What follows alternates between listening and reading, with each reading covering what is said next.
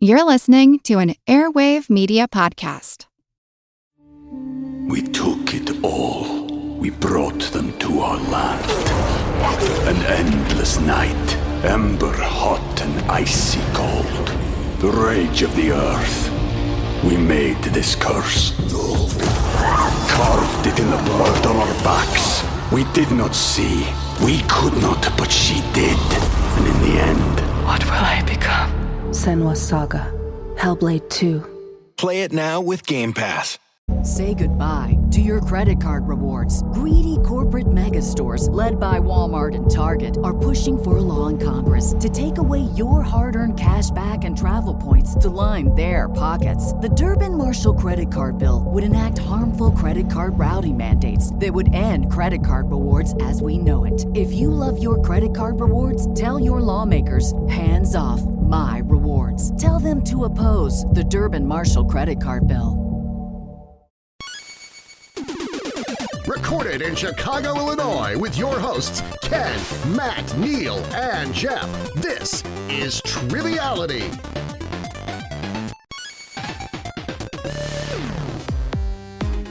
Hello and welcome to Triviality, the game where lack of seriousness meets a little bit of knowledge. My name is Neal, and I'm hitting the studio here with Jeff, Ken, and Matt. I told them to keep their shoes on. Welcome in today. Hold on, you waited until I took my shoes off and started prancing around. Yes. Yeah, so the smell was unbearable. Oh, come on. I take care of my odors. I was cleaning the studio, and I said, you know what? I have to go clean a different part of the apartment, so I'm going to put the Roomba in the podcast studio. I put it in here. I've done it a million times. Saboteur. And I didn't hear anything. I'm just kind of cleaning other stuff. I come in here to pick up the Roomba, and the lamp is on the floor, and the light bulb was just all over the place, broken. Mm-hmm. So I vacuumed extra hard today to make sure. So now we're dealing with a really low stakes Die Hard. We're walking over broken glass, maybe. Mm-hmm. Yeah, we need Bonnie Bedelia here, as some sort of MacGuffin, and you can walk over the glass. Yeah. I'm just more concerned about the revolt of the Roomba, who's had enough of your I think it has, because part of the contraption that takes in the garbage is gone. So I don't know where it went, but it got rid of it. But yes, so today we're actually recording on broken glass, as Annie Lennox taught us so long ago. But we have a special guest here today to host a game. He's been on the show before as a host. He did a wonderful job last time, but you probably hear his voice, Ken, like 2 times a month, maybe? Not quite that much. I'd say maybe at least once. At least once a month, and you'll recognize that. That's right. It's no, it's not. No, it's not. Matt. You hear his voice, but it's in Dutch, and he does our Dutch rules reading. He's coming to us from the Netherlands, Savage Superstar on Patreon, Willem van Vendeloo. How are you, Willem? Hey, goedemiddag iedereen. Good morning, good afternoon, good whatever. Coming live from the Netherlands. That's good night for you, apparently. And it's getting pretty late over here, but yeah, I'm very glad that I'm on the other side of the ocean, because I can't only imagine the smell over there with no shoes on. Come on, that's just your standard American smell. I have the best smelling climbing shoes in the rock climbing gym because I take care of them, so my feet don't smell. It's a tough act in Sinacton. That's a good lesson. Already a sweat lodge musk. I can imagine. It's just coming off the screen. Well, we see it's after 9 p.m. Your time, but it's still sunny out. We see the sun. Yeah, it was a beautiful day. I'm actually maybe a bit red on my face. I'm not sure. I've seen my fair bit of sun today. It was a nice day outside. And I'm here recording with you guys. Really excited as well. Well, for people who aren't familiar with you and who have listened to your episode maybe before but don't remember, tell us a little bit about yourself. Just remind the folks. Yeah, I'm Willem van Vendeloo. I'm from the Netherlands, as you just said. I live in Groningen, which is a city up north in the Netherlands. Actually, I just found out that Matt Groening, like the guy who wrote, The Simpsons. It's Simpsons, yeah. Exactly, yeah. His last name apparently comes from the city where I live. Yeah, that's cool. Oh wow! Yeah, look at that. I'm not sure if it's true. I just heard it, so don't fault me if I'm wrong. It's gonna end up on his Wikipedia page. But anyway, yeah, that's where I'm from. It's like 2 hours from Amsterdam. And you like hiking, obviously. You said your face is a little red, but you are going to be taking a trip over by us a little bit. So if anyone is in some of these areas, maybe they can meet our famous Dutch rules reader. So you're going to be on the West Coast? Yeah, I'm traveling to the U.S. In September, so with my girlfriend. So we're gonna make a trip, starting at Las Vegas, and then just going around, visit some of the famous parks, Grand Canyon, Yosemite, Zion, Arches, like all the good stuff. Sounds great. Yeah, just don't let them take all your money in Vegas. Yeah, here's a tip. When you're in Vegas, if someone on the street tries to give you something, do not touch it. They will force you to pay for it. See, this is the tips I'm here for. Don't take anything anybody tries to hand you. Oh, absolutely not. No. No, and they might Nothing even is free. they might harass except you, for but those just little ignore cards them. with the naked ladies on them. are they really free though? Someone wasted your time. Take the card. Well, you could take the card, but if someone finds it, then you're in some sort of weird conversation about why you have this card in your pocket. Yeah, And then Mike Tyson's there with the tiger. It's a whole thing. Then you get punched in the face on the airplane. Be careful, is what we're saying. So, Willem, you're hosting today. We'll get to your game just in 1 second, but you did say that you had some help with play testing today. Absolutely, yeah. Some people helped me out. Quick shout out maybe to them because I wrote a game and I'm not sure if everything is landing as good as it is because I'm from Europe, you're from the US, so there's a bit of different in cultural differences. And there are some intellectual. Yeah, here in the U.S., we don't like things that aren't U.S. based. So yeah, the people who play tested is Lauren Couchois, Mark K, Ian Schultz, and Louis from Louis the Grand Play Tester, I guess is his actual name right now. Legally, he changed it. Yeah. And those guys helped me out greatly. Yeah. We were talking before the show. You had said that Louis was telling you just about the type of difficulty it was, and we said here that Louis now is the barometer of Triviality difficulty. Louis is actually the what would we say? It's the Louis scale? Hardness scale. Yeah. Louis Hardness Scale. It's one the Louis is Question not too Mo's hard, equivalent.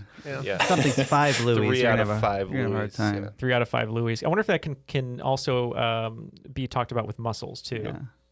Of Like the hardness of scale, muscles. the Louis hardness scale. We don't know what Louis' muscles are like, but we're assuming they're hard.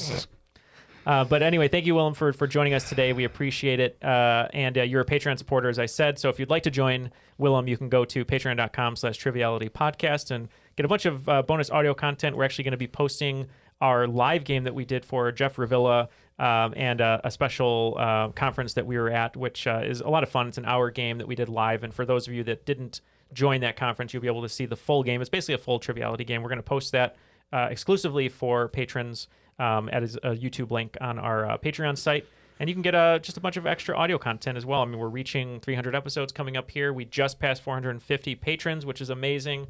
And we're hoping to, I think, even get to 500 reviews. I don't know where we're at right now, but A lot. we're at a lot.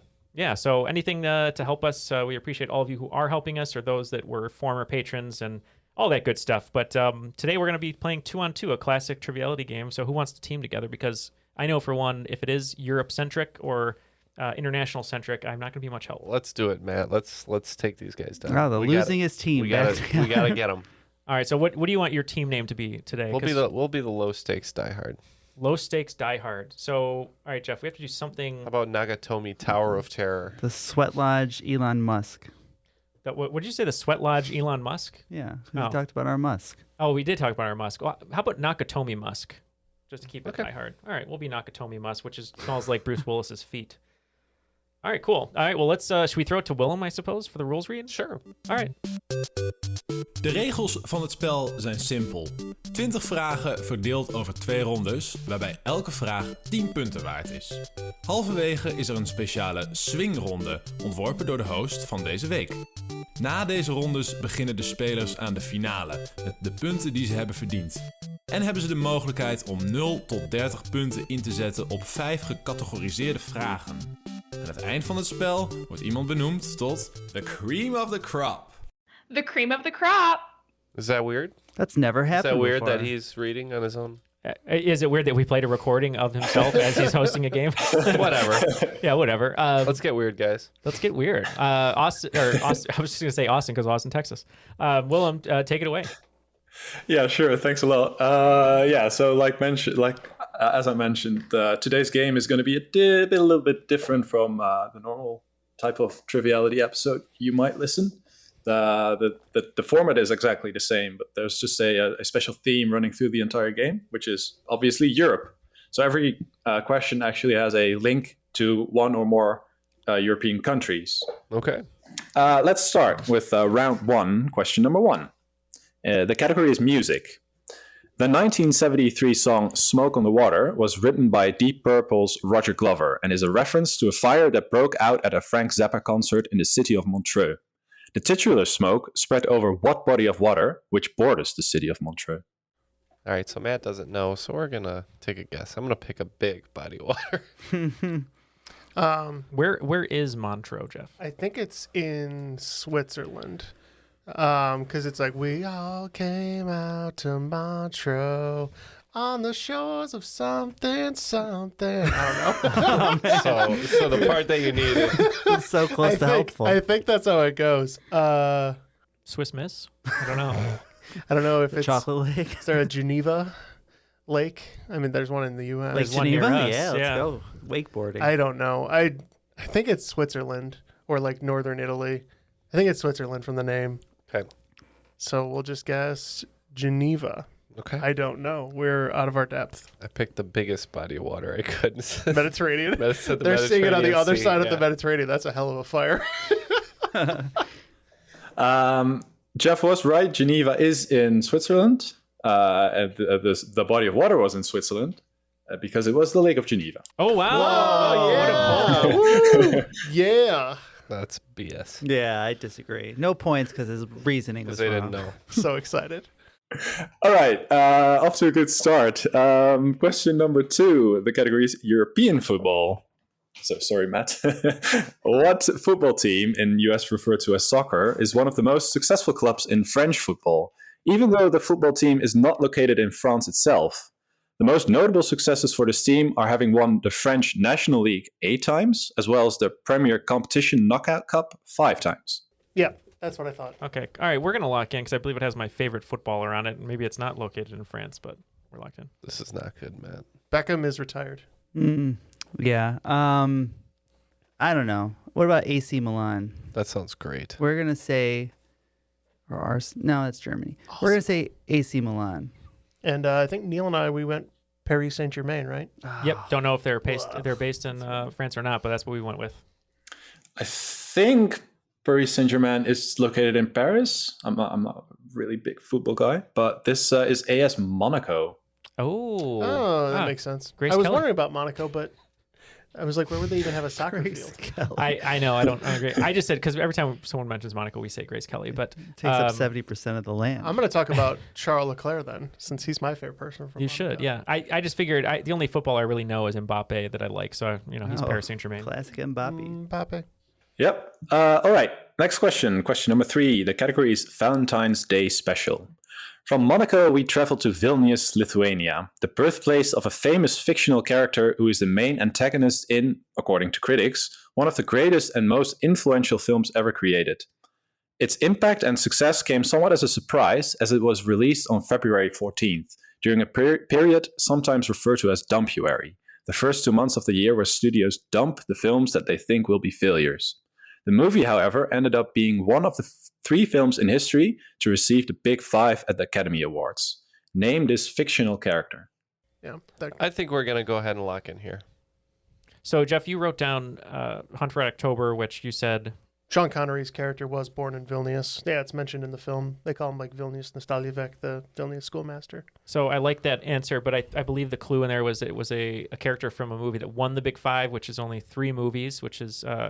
One Flew Over the Cuckoo's Nest. Who was the villain in that one? That was, I guess, Jack Nicholson. Yeah. Or Nurse Ratched. Nurse Ratched. No, Jack Nicholson was the bad guy. Let's be real. Yeah, he was. But anyway, Silence of the Lambs would be the other one that we're thinking of, which would be Hannibal Lecter. And I also want to say a nice labas to all our Lithuanian listeners.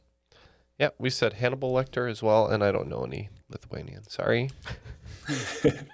You don't know any Lithuanian, but you do know a Lithuanian character. It is Hannibal Lecter. That is correct. Interesting. That's the only Lithuanian I know because Phil, our friend who is Lithuanian, he speaks Lithuanian, and they taught me that word a long time ago. And now just to pretend I want to belong to his family. I go like, Labas, Labas, Labas, Labas. And he's like, you're not saying anything, idiot. So. All right, next question. Question number 4. The Alps is big brother. The Alps are possibly the most recognized and famous mountain range that you can find in Europe. Its lesser known but fairly larger brother is the Carpathian mountain range. For 2 points each, name 5 of the 8 countries it spans across. I kind of have it. Yeah, I think I'm close. Okay. I got 5 guesses. Okay, yeah, we got 5 guesses. All right, what are they? So we got Slovenia, Chechnya, Greece, Italy, and I don't even think this is technically part of Europe, but I said Kazakhstan. Which I think that would be in Asia. Yeah. Yeah. It was in the border.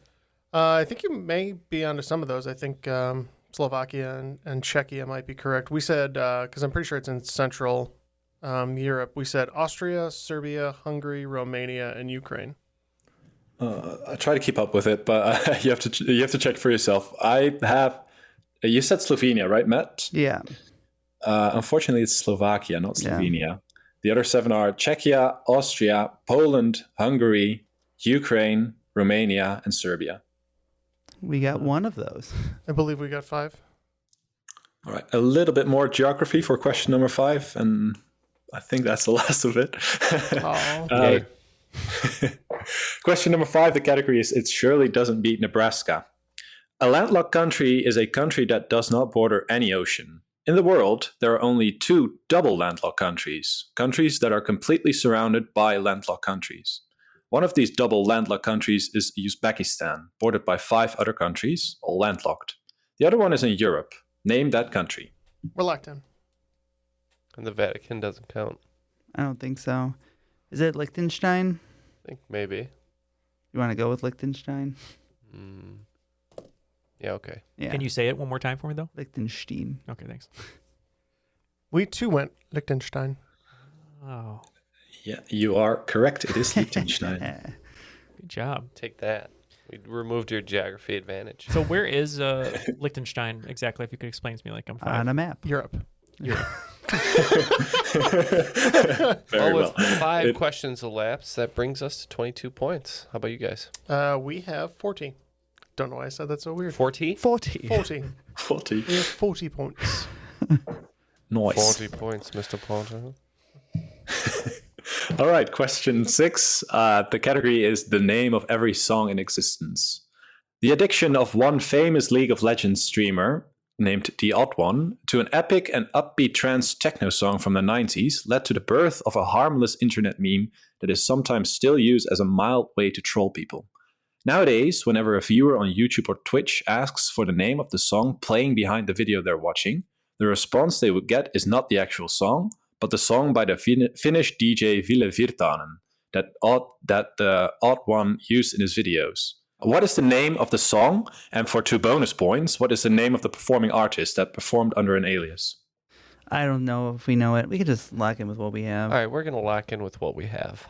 I'm not too familiar with this, Jeff. Are you? And I'm also not positive that this is... The only one I can think of, and this is because Matt said they played it a lot at sporting games, is they always play Zombie Nation. Oh, which is by Kerncraft 400. What? Oh, I thought you were talking about the White Stripes. Or no, that's Seven Nation Army. Army. No, this is the one that's like Zombie Nation. Zombie Nation. I've never heard of that, but I mean, it's something. Every single college football game I ever went to for my cousins, they played this stupid song. Okay. I'm fine going with that then. Okay, we're going to go Zombie Nation by Kerncraft 400. I don't know what Jeff was talking about. We said Sandstorm, classic trance song. And I think the artist is like Darude or something like that. Or Darude. But yeah, so if you look up the lyrics for this song, someone has written it out. It's dun dun dun dun dun dun dun dun dun. It is Darude Sandstorm. Nice. You're Wow. 100% correct. Mm-hmm. Yeah, that's the one. Oh, that So- one. Yeah, they always do like the helmet game during that one. Yeah. Yeah. Mm-hmm. Okay, yeah. The Those meme are the became two. the meme became so popular that I think it was April's Fool as well. That they had on YouTube, you have that option that if you're mistyping something, they have a suggestion. Maybe you meant this and this, and they for everything you typed in, it would say maybe you meant Darude Sandstorm. I like it. Okay, question number. Yeah, it is. Yeah, it's a banging tune. Okay, question number 7. The category Shakespeare. In classical antiquity, Illyria was a region in the western part of the Balkan, covering the entirety of the Adriatic coast and containing the former Republic of Yugoslavia and Albania. It was also the setting of what Shakespearean comedy, which was adapted into a 2006 film called She's the Man, starring Channing Tatum and Amanda Bynes.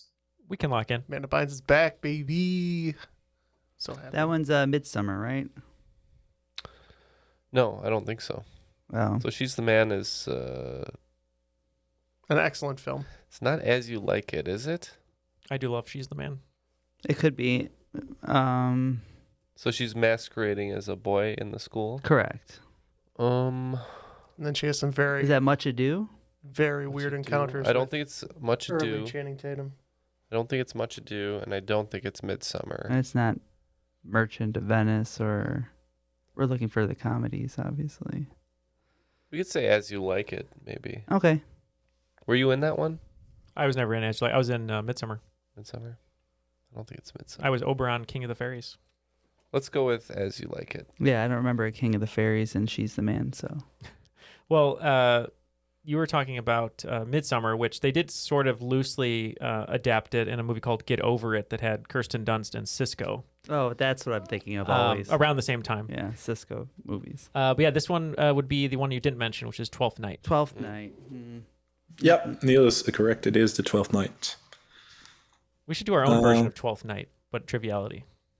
None of us can be Channing Tatum in this. Come on. That's true. Yeah. Okay. Question 8. The Florence Nightingale of the 20th century. To whom is the following quote attributed? By blood, I'm Albanian. By citizenship, an Indian. By faith, I'm a Catholic nun. As to my calling, I belong to the world. As to my heart, I belong entirely to the heart of Jesus. I think we're in agreement over here. We'll lock in. We all in the studio furiously wrote down Mother Teresa. Oh, you did? You wrote down the Mothers of Invention, Jeff. No, it's going to get cut. Oh, Frank Zappa and the Mother. Yeah, that's right. And Ken's not wrong. We too wrote down Mother Teresa of Calcutta. Yes, that is 10 points for both teams. It is Mother Teresa, who was sometimes referred to as the Florence Nightingale of the 20th century. The category for question number 9 is oviparous programming. Guido van Rossum, a Dutch computer scientist, as you might have heard from my pronunciation, developed what influential and commonly used programming language that he named after one of his favorite TV shows. It is currently considered to be the holy grail of programming language because of its power, ease of use, and relatively gentle learning curve. That was my guess as well. Is that considered a program? Yeah, it's a programming language, I believe. I know any person I've ever met that works on computers says that that's the best one, and okay.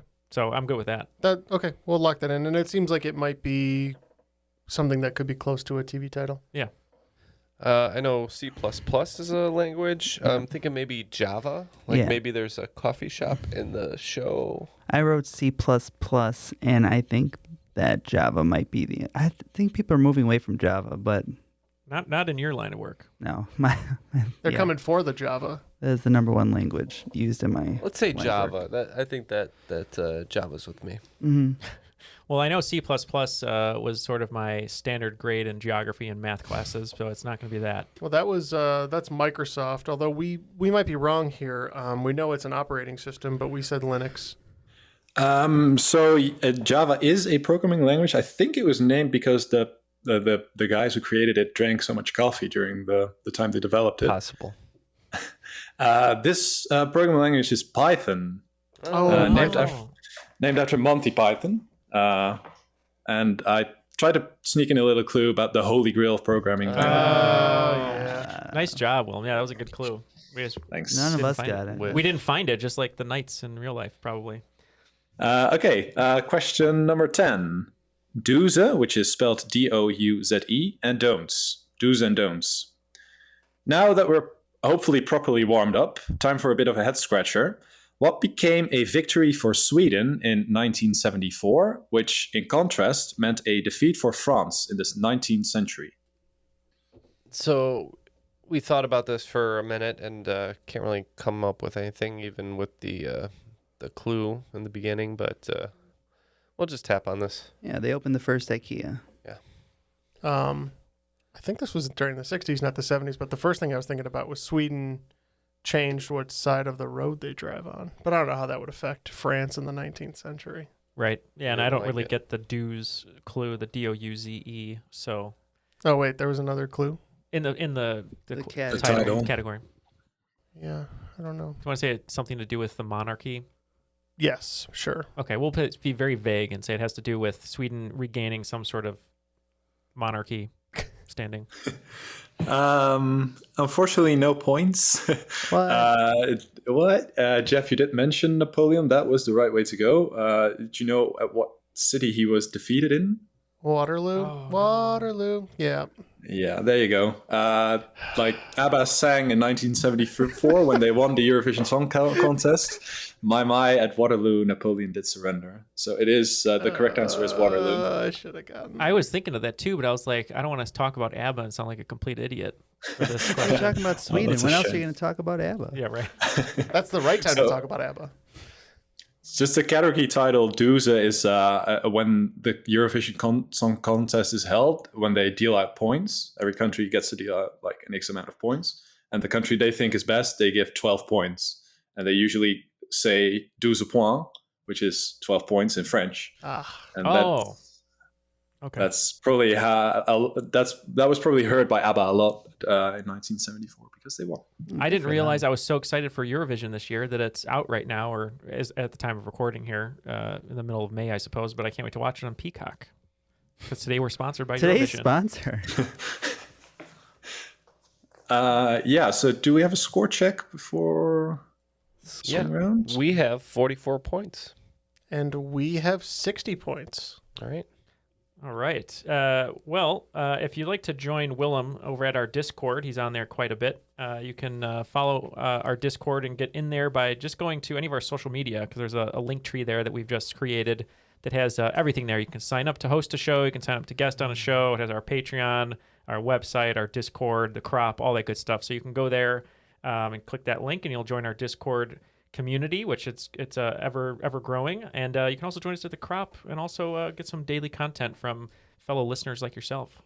Yeah, and some of the questions I've written that didn't make the show, I'll post them in the Discord chat as well, so you can enjoy them there. If you're not there, just join the Discord. It's a pretty fun community. Yeah, awesome. All right, the swing round. For the swing round, I have 10 before and after questions. So maybe for people who don't exactly know what a before and after is, I guess most of the Americans do, but some of my friends are probably going to listen as well, and they have no clue. It's basically a question that contains a clue about two trivia facts, and you have to answer both trivia facts. The trivia facts have a thing in common, a term in common, or a word in common. You just have to mash up those words and make a definite answer. So, for example, a celestial body of extremely intense gravity that scores an ace in golf, that would be a supermassive black hole albatross. Black hole in one. Okay. Oh, that's your example? We're screwed. It might be a bit tough. I hope it won't make it through. Yeah, no problem. At least if no one gets points, it's fine as well, isn't it? So, the first one. While Diego Maradona does a juggling warming up with the most famous song of the Austrian band Opus in the background, he doesn't realize he becomes the first European to reach continental North America. Hinga dinga durgen. A word of caution, the English pronunciation of the last part, this explorer, is slightly different from the original pronunciation. And I'm using the original pronunciation. So it might sound a bit off if you use the American pronunciation. So just be wary of that fact. Okay. Second one. A Belarusian-born French-Jewish artist who is known for his stained glass windows at, for example, the Art Institute of Chicago, writes a remarkable book about the mental and physical stress that World War I soldiers endure, that eventually is adapted into a 1930 Academy Award-winning film. The third one, a Welsh writer who tells a story of wrapping 101 speckled canines in tinfoil, with one being gold on the inside. The fourth one, a Hungarian actress known more for her beauty than acting skills goes on a wedding spree by marrying a Danish scientist, trying to put an end to the naming controversy around element 107 because of its similarity with the fifth element in the periodic table. That's a clue I could actually grab onto. The fifth one.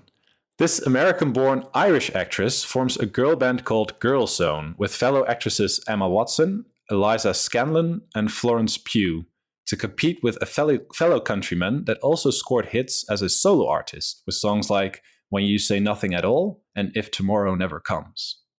The sixth one.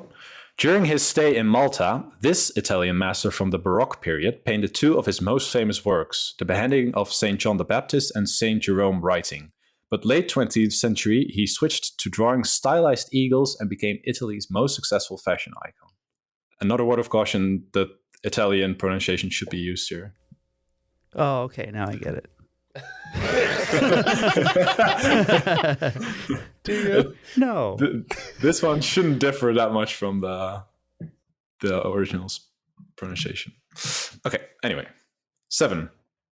The former king of Macedon, hegemon of the Hellenic League, Shahanshah of Persia, lord of Asia, pharaoh of Egypt, and pretty much history's greatest and most successful military commander, couldn't expand his empire as far as to the United Kingdom to read the coming-of-age story of an orphan named Pip.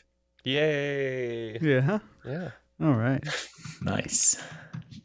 8.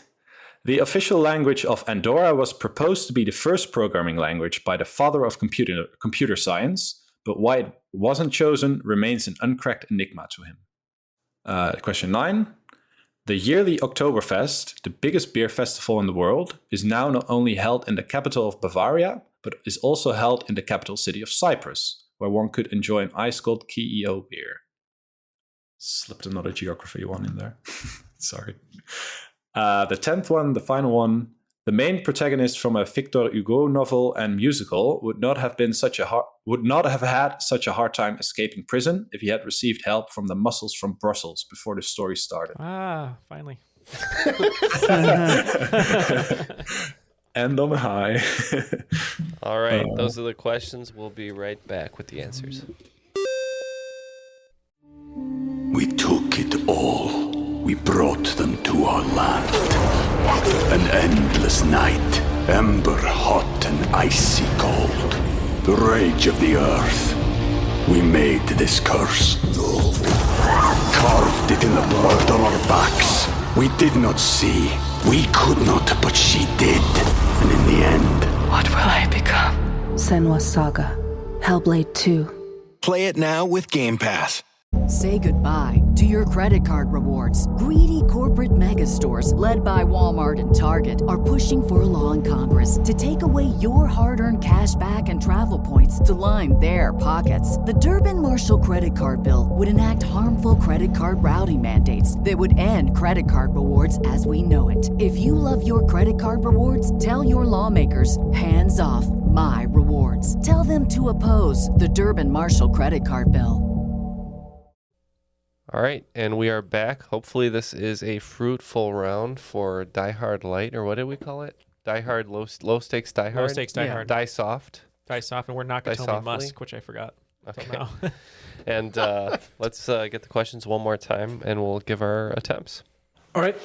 Question 1. While Diego Maradona does a juggling warming up with the most famous song of the Austrian band Opus in the background, he doesn't realize he becomes the first European to reach continental North America. Hinga dinga durgan. Well, we really didn't know at all, so we said Eric, the Red Dawn. Pretty certain this is Leif Erikson, but did we come up with a song that ends in Leif? Or no. Life? No, or Live? Yeah. Or Lit? We or got what's Leif. that band? Lit, yeah. My Own Worst Enemy, yeah. The correct answer is Life is Life Erikson. Okay. Oh, okay. Don't know that song at all. No. If you can look this up if you want afterwards. It's a very famous shot of Diego Maradona just juggling the ball, and you hear that song in the background really loud. Everyone's just cheering him on because He's just that's apparently his warm up, just juggling a ball. And he's good at the footy. Good for him. Playing a sick match. Oh, that was soccer. Yes. Mm-hmm. Okay. Yeah. And the Hinga Dinga Durgan quote is from SpongeBob, by the way, where they celebrate Leif Erikson Day. Yeah. Oh, okay. Yeah. I forgot about that. All right, what's the second one again? The second one is a Belarusian-born French-Jewish artist who is known for his stained glass windows at, for example, the Art Institute of Chicago, writes a remarkable book about the mental and physical stress that World War I soldiers endure that eventually is adapted into a 1930 Academy Award-winning film. So we had nothing for this one, but I promise after number 2, the ball gets rolling a little bit better. So, yeah, the only thing I knew is I believe the film is All Quiet on the Western Front, which I think is written by someone named Remarque, but that's all we came up with. We had no idea. Yeah, Neil's right about the All Quiet on the Western Front. The artist in question is Marc Chagall. So this would be Marc Chagall, Quiet on the Western Front. Oh, we just needed the title of the movie. Okay, I wouldn't have gotten the artist anyway. I did put in a remarkable book just to hint at what's his name? Eric Rainier Remarque, something like that. Yeah. His name is Remarque indeed. Okay, all right. Question number 3. Welsh writer who tells a story of wrapping a 101 speckled canines in tinfoil, with one being gold on the inside. We said Roald Dalmatians. Oh yeah, it was Roald Dahl. That makes sense. Yeah, we just said Roald Dahl. Yeah, it is Roald Dalmatians. We didn't know he was Welsh or whatever. And Dalmatian here being also the historical region in Croatia where the dog breed comes from. Oh. So that's Croatia.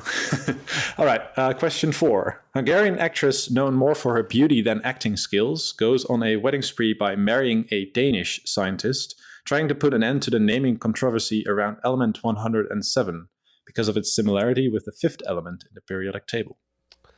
We believe that the 5th element is barium, so we think all this together is Jajagaborium. The 5th element is boron. Boron. Yes. The 107th is named after the Danish physicist mathematician Niels Bohr. So what do we say, Neil? Yeah, and the only Hungarian actress I could think of was a really old actress named Eva Gabor. So we said Eva Gaborium. The correct answer, at least what I have, is Sasha Gaborium. Yeah, and Sasha Gabor also... J-A-J-A. Yeah. Z-S-A. Yeah, we got it. Shasha. Yeah. She was also I think she married 9 times in her life. Yeah. I didn't even think about her. Yeah, that was my bad. I was like Gabor. Yeah. Yeah. Yeah, almost there. Question 5. This American-born Irish actress forms a girl band called Girl Zone with fellow actresses Emma Watson, Eliza Scanlon, and Florence Pugh to compete with a fellow countryman that also scored hits as a solo artist with songs like When You Say Nothing at All and If Tomorrow Never Comes. We went with Saoirse Ronan for the first part, and we did not know the second part. Yeah, we got the Little Women clue. We went Saoirse Ronan, but yeah, we couldn't figure out the second half. Yeah, apparently this guy who I tried to hint at is not as famous as I thought he was. It is Saoirse Ronan Keating. And Ronan Keating was also the lead singer from the band Boyzone. Very popular in England. Yes, I know. I didn't even know the names of the members, but yes, Boyzone. Was he the bad boy? Right. I don't know. He looks like one. Question 6. During his stay in Malta, this Italian master from the Baroque period painted 2 of his most famous works, the beheading of St. John the Baptist and St. Jerome riding. But late 20th century, he switched to drawing stylized eagles and became Italy's most successful fashion designer. We weren't sure. We think the artist was Donatello, so we said Donatello Versace. I like that answer, but I'm pretty sure the painting was by Caravaggio. So we went with what, Neil? Caravaggio, or sorry, it's our. What did you go with? Giorgio Armani is our second clue. So Caravaggio Armani. Yeah, you nailed it. All I miss is the Italian hand gesture. Caravaggio Armani. Caravaggio Giorgio. Yep. So the artist is Caravaggio, and indeed the fashion designer is Giorgio Armani. Question 7. The former king of Macedon, hegemon of the Hellenic League, Shahanshah of Persia, lord of Asia, pharaoh of Egypt, and, well, pretty much history's greatest and most successful military commander, couldn't expand his empire as far as to the United Kingdom to read the coming-of-age story of an orphan named Pip. We said Alexander the Great Expectations. Oh, it was a Great Expectations. Yeah, it was. We even talked about that. Yeah, we just put Scottie Pippen. So close. I think you said it in the end as well, Jeff. We did, yeah. Yeah, it is Alexander the Great Expectations. All right, question 8. The official language of Andorra was proposed to be the first programming language by the father of computer science, but why it wasn't chosen remains an uncracked enigma to him. Well, we started with Alan Turing, and we worked our way back to Alan Turing. Yeah, we too said Catalan Turing. It's Catalan Turing indeed. Yeah, Catalan Turing. However you want to say it. Yeah. All right. Question 9. The yearly Oktoberfest, the biggest beer festival in the world, is now not only held in the capital of Bavaria, but now is also held in the capital city of Cyprus, where one could enjoy an ice-cold KEO beer. We got as far as Munich being the first part and could not get to the second part, so we just put Munich. I think Neal had the harder part here, so I'll hand it over to him.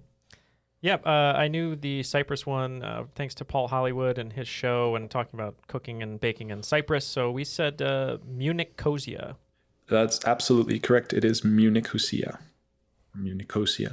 The final question, number 10. The main protagonist from a Victor Hugo novel and musical would not have had such a hard time escaping prison if he had received help from the muscles from Brussels before the story started. That would be a great movie. We said Jean Valjean Claude Van Damme. We said the same, Jean Valjean Claude Van Damme. And ending on a high, it is Jean Valjean Claude Van Damme. Hooray.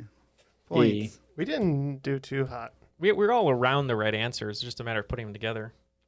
At the end of the swing round, looks like we have a nice, very nice 69 points. And you guys have? 6 more than that. 75. All right. Good math. All right. Let's start off round 2 with question number 1 in the category of arts. Christo Vladimir of Javachev, more commonly known as Christo, was a Bulgarian artist who was renowned for his large-scale site-specific environmental installations. The technique he used in these large art projects was quite uncommon and are also part of the titles of his works. What is the word that fills in the blanks in the following titles of his works, which also allude to the technique he used? The first one is blank Rijkstag. The second one is the Pont Neuf blank. And the last one was posthumously L'Arc de Triomphe blank. Okay, we're locked in over here. It's like pop art, but I don't know. Pop art? Installation? Installation. Yeah, we could say installation. Okay. We're excited about it. Installation. Yeah. There's a great Misinfo episode on this, and I just remember them saying that he wrapped a lot of things in material. So we said wrapped. Shout out to Julie and Lauren. Just want to let you know I do, in fact, listen to your podcast. So bring it on. The correct answer is indeed wrapped. Oh. So he used to, he died in 2019, I think. And I think in 2020, they wrapped the Arc de Triomphe in fabric. It was a great exposition. It's pretty huge. And also, I think you mentioned the umbrellas, which is also by him in, was it Kansas? Maybe Japan as well? He's put down more than 1,000 umbrellas. Yeah, just along the highway. Yeah. If he's good at wrapping things, can I get him on loan at Christmas time? No, he's dead. Damn. Get him on my new EP.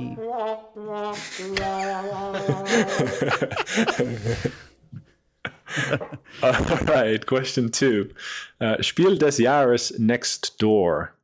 What Game of the Year award winner from Czech game designer Vlada Chvatil is described here? 2 teams compete in turns by having a spy master give 1-word clues that can point to multiple words on the board laid out in front of them, with 25 cards with words written on them. The other players on the team attempt to guess which of the cards link to the given clue, and thereby guessing their team's words while avoiding the words of the other team. We've played this. You and I have played this, have we not? We played it, and played then it, we played it Yep. together. I don't one remember the time. name You of were it. invited, but you ignored the text. Yeah, but that's where we had sounds right. the amazing poll of what was the clue that was Rami Malek. Rami Malek. That was a great. Because me and Neil were doing only movie references. Oh, is this when you were over at Matt's? Right. I couldn't make it that we night. did it at my. Your place. That's Don't right. say you couldn't make it. You ignored the text. I couldn't make it. Yeah, we Because you decided ignored the to text. Ken and I decided to only answer with movie references, which was a fun way to do it. You remember the name of it? Code names, code words. Yeah. I believe it's code names. Code names. Code names over here as well. Yeah, I mean, it is a lot easier if you've played it together. It is code names. That was a really fun game. I'd like to play that again. Yeah, Neil just says Rami Malek, and I was like snow and nurse. And he's like, "Yep." How? Nice. I'll tell I you know now. how. It's a mystery. All right, send me another invite. And Oh, now he 50% wants to play. chance. Too late. Sorry, you're Too out. late, You're out. I said 50%. That's my normal level of commitment to things. Okay, question number 3. In Estonia, what blue-white logoed computer program was developed in Estonia and bought for $1.9 billion by eBay in 2005, after which it switched owners again a couple of times? The software is used by over 40 million users a day, even though the recent pandemic resulted in a decrease in market share due to competition. We're locked in. Yeah. Yeah. Is it not Skype? Oh, what about PayPal? That's probably not from Estonia, right? Oh, Because I was just thinking it's a payment service that eBay may have bought to make their that makes sense, and it would have decreased. because maybe there's more competition like Venmo and Zelle. Yeah, and I like that. Well, Elon Musk was involved in that, wasn't he?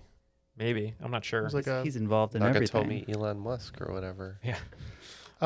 No, that's smart. I think PayPal's a great insight. Okay, we'll go with PayPal. Ooh, PayPal does have a blue and white logo. We are going with Skype, which also has the blue and white logo and probably had a lot of competition from things like Zoom over the pandemic. So Skype. Yep. Ken is on the money. It is Skype.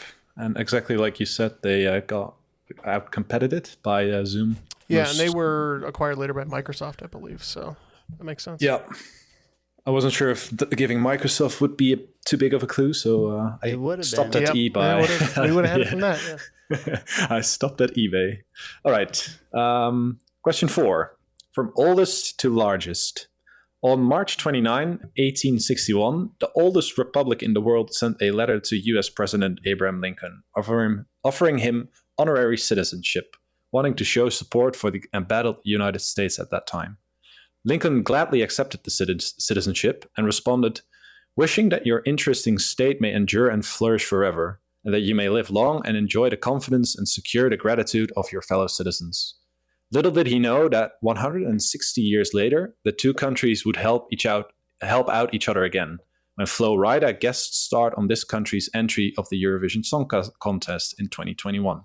Name this country that is 10 times smaller than Chicago. All this stuff. 10 times smaller than Chicago by population or by area? Sorry, by size, yeah. Okay. Neil was just blank face until you mentioned Eurovision. He's like, oh. I remember when Flo Rida came out, and good. I was like, this isn't fair that they have a huge American artist to pull votes from people. They didn't end up winning, but I know Flo Rida probably has more money than the whole country. So we're looking for a really tiny European country. And Republic. So we got Luxembourg Mm-hmm. and Liechtenstein, right? And we already answered Liechtenstein is an answer. So Luxembourg? Luxembourg, it is. Pretty small. Yeah. Isn't it one of those a Grand Duchy? Yeah. Luxembourg. I think Flo Rida is now the Luxembourg Archduke of Luxembourg. I believe this is the very small enclave inside of Italy that isn't Vatican City. And that hasn't won a Super Bowl. No, but they have defended themselves in wars, and we said San Marino. And that is correct. It is San Marino. Wow. Yep. I always wanted to go there. Yeah. Their city looks really cool. Has not won a Super Bowl. Loves isotoner gloves. They also did not win the Eurovision that year. They came in 22nd. Yeah, did not do well. No. And that's also the second Eurovision clue. I just realized that Eurovision was yesterday, so that was kind of my state of mind when I wrote this game. I gotcha. All right, question 5. Did you say he comes from the land of trivia? In 2011, when President Barack Obama visited Poland, Prime Minister Donald Tusk gave the US president a very special gift to commemorate his visit. The collector's edition video game of what video game franchise, developed in Poland, did Tusk give? It is unknown if Obama played this game or read the books the game is based on in a bathtub, if he played it at all. Yeah. Bathtub. Yeah. We can lock in. I'm missing a lot of the hints here, and I don't remember this, but when you talk about a Polish video game based on a Polish book, there's only one thing that comes to mind, and that's The Witcher. Okay. So we'll say The Witcher. Yep. I'm assuming he also got sweaty as, seams were popping during the Netflix show like I was. Henry Cavill? Yeah. Oh, did not watch. And we said The Witcher. Yeah. Yeah, maybe Obama tossed a coin to the Prime Minister of Poland. It is The Witcher. Yeah. Yeah, I like there's a meme going around with a map of Europe, and it's just like the only thing that Americans would know about the countries. And Poland just says The Witcher. The bathtub clue, by the way, is a very famous or infamous, whatever you want to call it, scene from I guess the game and the series and the book. It's just very iconic part. Yes, the bathtub scene. Yes. Well, I want to know what happens. You got to watch the Netflix show. All right. I'm just going to Google. I mean, you could read the whole series if you want. I'm sure could I just Google Henry Cavill in a bathtub? You'll find it. Yeah. Okay. Yeah. It's a nice screensaver for your phone, man. Jeff or Ken, how are our scores looking after 5? So we've got 115 points over here, getting 4 of the last 5 right. And Die Softer, 89 points.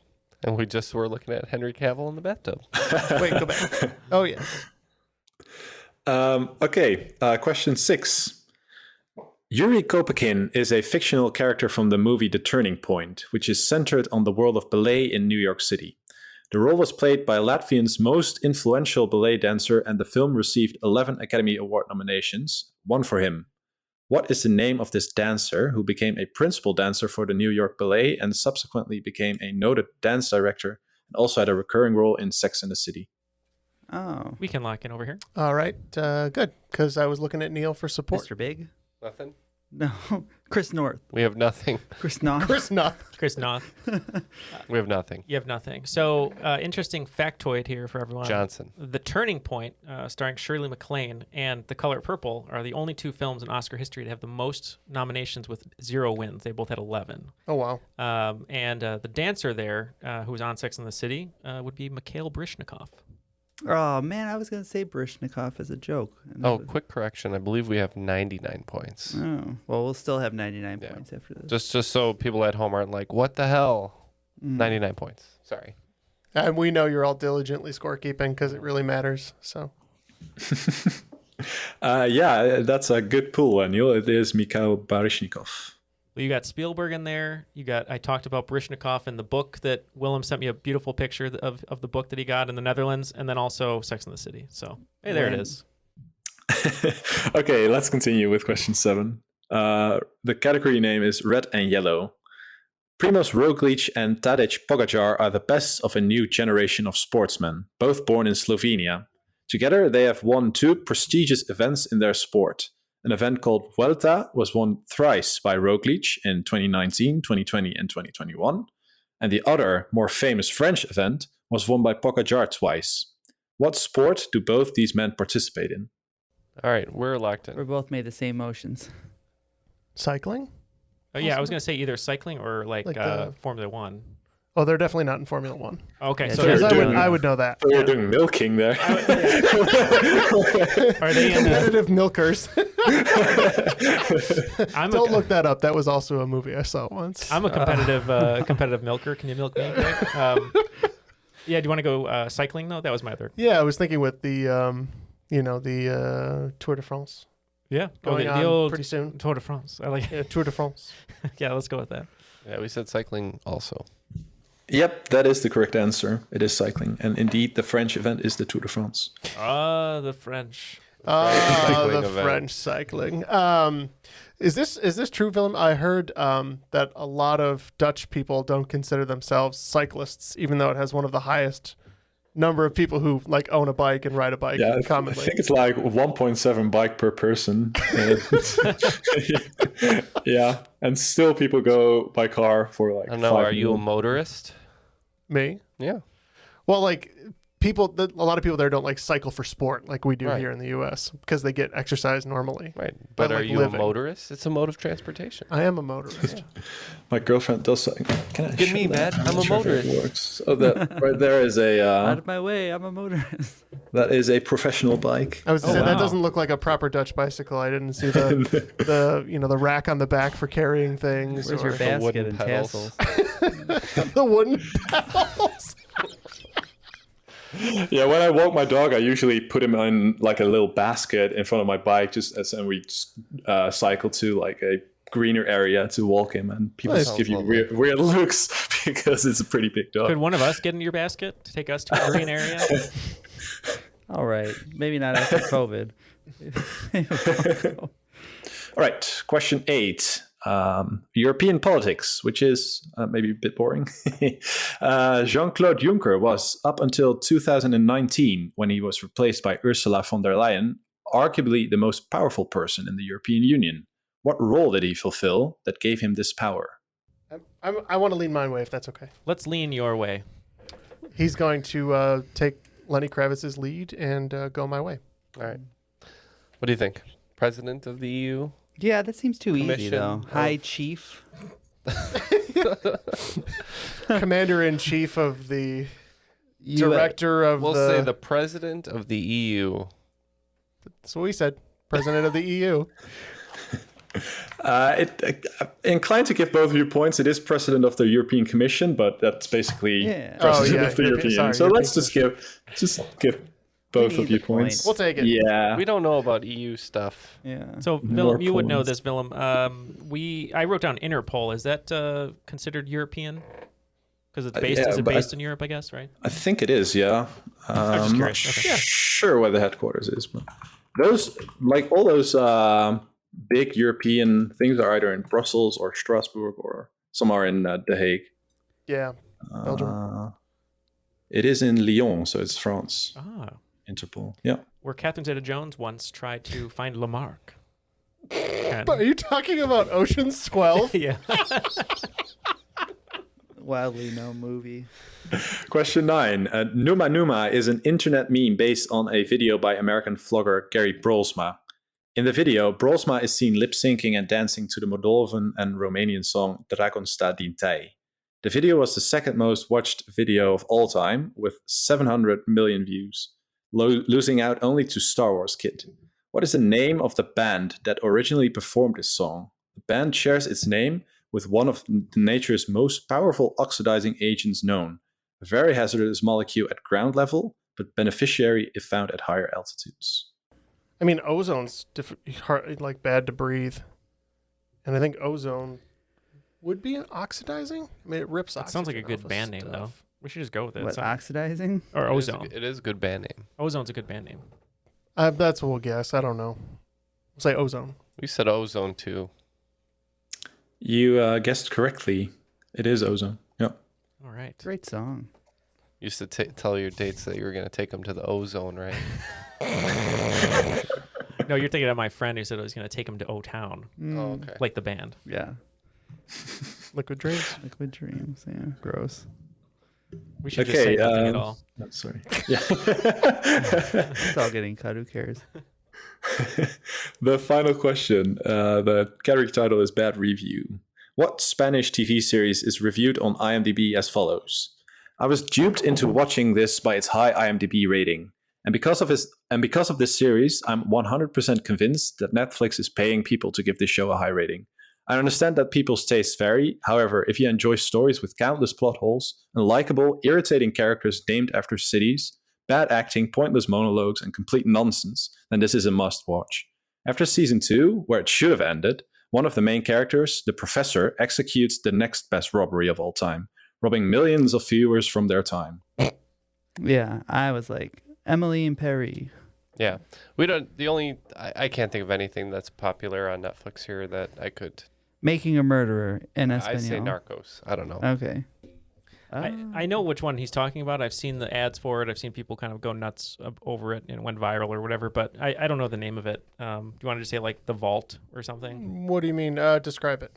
It's just like you said. It's what he said. Like there are a lot of robberies and it's like a heist, show and it's like really over dramatic. Sure. Yeah, I just don't remember the name of it. Yeah, we'll go The Vault. Narcos, the name of we don't know. Oh, sorry. You just said Narcos, yeah. The name of the show is in English it's Money Heist, and in Spanish it's La Casa de Papel. Oh, Money Heist. Money Heist. It was always on. I just ignored this show because Money Heist is such a bad name. It makes sense now. I didn't even know it was it's translated. Yeah. Yeah, Casa de Papel I think translates to paper house, so I'm not. Why the hell would they call it Money Heist? I don't know. Yeah. It's like redundant, right? Yeah, because no, you don't have to steal money. I guess you could do an money art heist. It's like a non. It's Now, if they called it robbery heist, that would be redundant. that's what it sounds like to me. Anyways, that concludes the second round. So that brings our score to 129. I believe we added another 40, Neil. Is that correct? I think you were bringing correct. us to 155 points. Yes. Okay. So for the final five, the categories Africa, Antarctica, Asia, Oceania, and South America. All right. The wagers are now in, so let's get the questions, please. All right. Question 1. The category is Africa. Dr. Livingston, I presume, is a legendary quote that was possibly uttered by New York Herald journalist Henry Morton Stanley. Stanley met the Scottish David Livingstone in Ujiji, Tanzania, while Livingstone was on a mission to solve what age-old African mystery? He failed in his quest, as he died in 1873 from malaria and dysentery, but his mission was not in vain. He identified numerous geographical features in Africa, such as Lake Ngami, Lake Malawi, and the Victoria Falls. Question 2. The category is Antarctica. What Scandinavian explorer was the first human to reach the geographic South Pole? At this exact location, a research site was erected that was named after him and the Briton Robert Scott, who reached the South Pole just 5 weeks later. Okay, question 3. Asia. What Japanese dish consists of vegetables, fish, or meat battered and deep fried? The technique did not originate in Asia, but rather in Portugal and was brought to Japan by Iberian missionaries. Question 4. Oceania. Van Diemen Island was the former name of what island located in Oceania that was discovered by a Dutch explorer in the 1640s and that was named in honor of the Governor-General of the Dutch East Indies, Anthony van Diemen. It was renamed to its current name mid-19th century after it was granted self-governance. And the last question, South America. Jorge Mario Bergoglio is the first person from South America to hold what particular title? He's also the first from the Southern Hemisphere and the first person from outside of Europe since 741 to hold this title. We will consider these questions and we'll be back with our answers. All right, we are now locked in with our answers. Let's see how it all shakes out. I think Jeff was pretty confident on a lot of these, and Neil also. So we'll see. We'll see how it goes. We bet 20 all the way down. How about you guys? 30 on everything. All right. Question number 1, Africa. Dr. Livingstone, I presume, is a legendary quote that was possibly uttered by New York Herald journalist Henry Morton Stanley. Stanley met the Scottish David Livingstone in Ujiji, Tanzania, while Livingstone was on a mission to solve what age-old African mystery? Weren't sure. We just said he was searching for a missing plane wreckage. I believe that Dr. Livingstone was looking for the origin of the Nile River.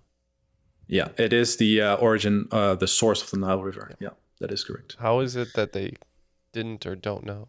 Yeah, so as you think about river tributaries, you know, that you would follow one tributary, then you'd have to backtrack, follow another one, and they eventually just kind of couldn't find where it was coming from, you know.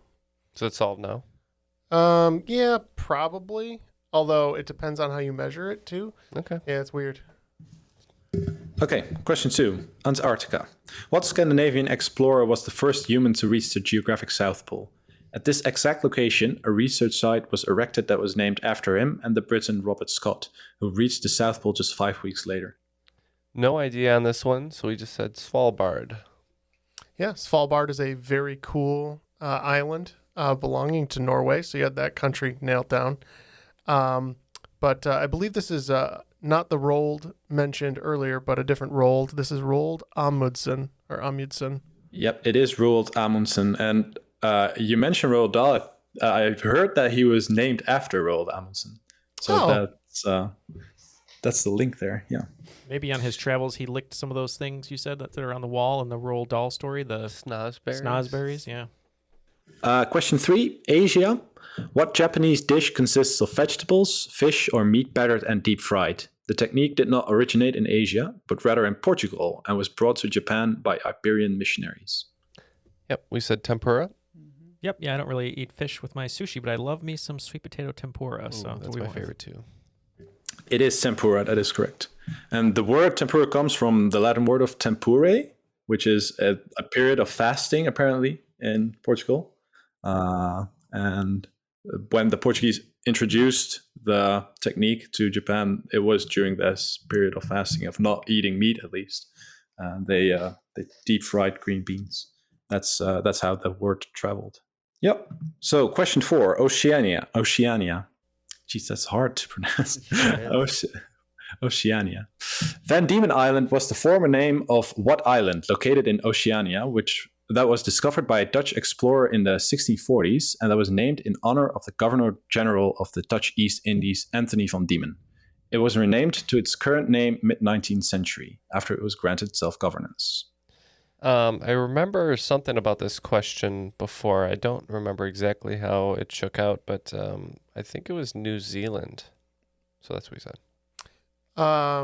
Yeah, I think it's either that or the one that we ultimately went with. I believe it was renamed for Mr. Tasman. We said Tasmania. It was renamed after the Dutchman Abel Tasman. So it is Tasmania. Yep. Yeah, the correlation I had in my head with Van Diemen was the Tasmanian devil. Yeah. Yeah. I remembered it wrong. I remembered that correct answer as a wrong answer. So... that happens Whoops. all the time. The final question, South America. Jorge Mario Bergoglio is the first person from South America to hold what particular title?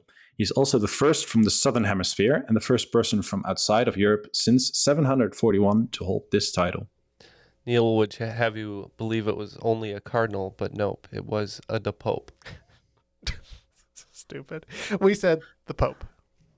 It is the Pope. His chosen name is Pope Franciscus, or Francis. There's like one Sweeney Todd fan out there who's going to lose their So that one was for you.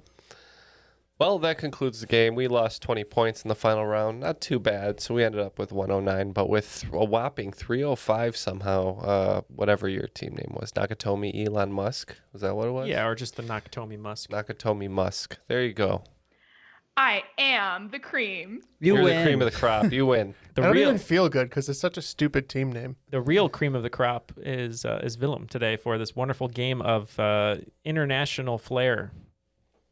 Thank you so much. Yeah. I just want a quick shout out to the people who helped me playtesting this game, because it was a bit of a struggle sometimes just to find out, just to prod how easy or hard questions were, and they were great help. So once again, it was Mark Kay, Ian Schultz, Lauren Couchois, and Louis, the grand playtester. Great help. Thanks a lot.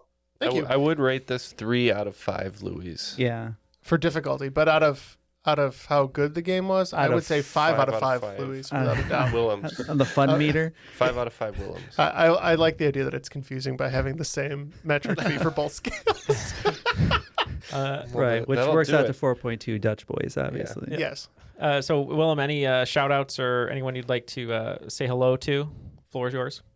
I just want a quick shout out to my girlfriend who gave me the room and time to record this with you guys. She's now upstairs, maybe sleeping already, I'm not sure. Speaking of the time, it's about 11:05, a little after for you. So we will let you go.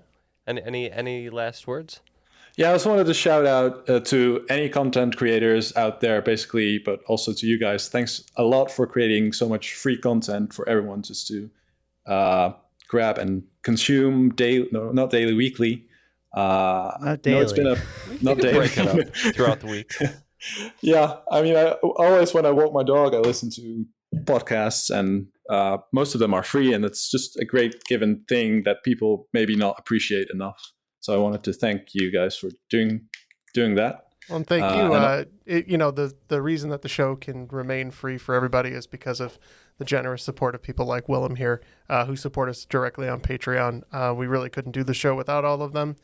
And, we want to keep delivering the best product we can weekly, daily. Willem will try. We'll get there maybe one day. But need more patrons. Yes. Yeah, we would definitely need more patrons so that we could, do this full time, because it's a lot of work. And we love doing it, but wouldn't be possible without our patrons. Yes. Yeah, well, thank you. That'll do it. Yeah, thank you, Willem, for joining us today, for hosting again, and for always having your rules read ready to go. We appreciate it. So for Matt, Ken, Jeff, and Willem, my name is Neal. And Willem, how do you say goodbye, have a nice day in Dutch? Tot ziens en fijne avond iedereen. Heel erg bedankt. Whatever you want. Everything he said. We agree. All right, thank you. That was Triviality.